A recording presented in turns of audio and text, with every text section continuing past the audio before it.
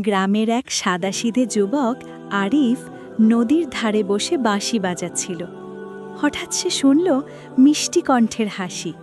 চারদিকে তাকিয়ে দেখল পুকুরের জলে চাঁদের আলো ভেঙে পড়ছে, আর সেই আলোর ভেতর থেকে যেন এক অপার্থিব রূপসী বেরিয়ে এলো। তার গায়ে সাদা ঝলমলে পোশাক, পিঠে স্বচ্ছ ডানা।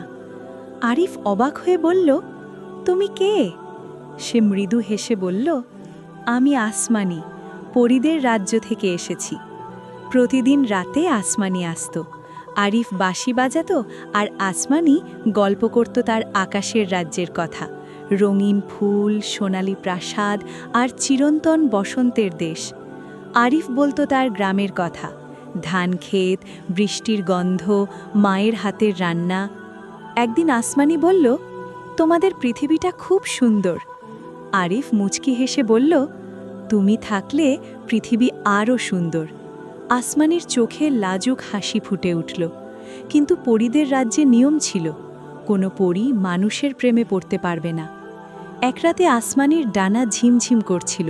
সে কাঁপা কণ্ঠে বলল, আমাদের রানী জেনে গেছেন, যদি আমি আবার আসি আমার ডানা কেড়ে নেওয়া হবে। আরিফের চোখ ভিজে উঠল। তাহলে এসো না, আমি চাই না তুমি কষ্ট পাও।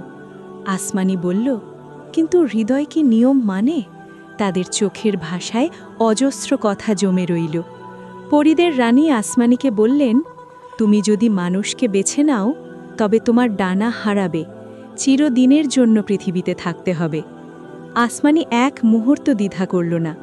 আমি ডানা নয়, ভালোবাসা চাই। সেই মুহূর্তে তার ডানা মিলিয়ে গেল। সে ছুটে এলো আরিফের কাছে।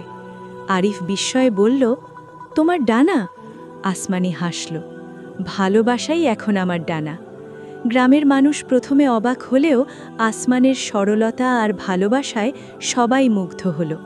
একদিন ভোরে সূর্য ওঠার সময় আসমানি বলল, আমি আকাশ ছেড়েছি, কিন্তু তোমার হাত ধরেই আমি নতুন আকাশ পেয়েছি।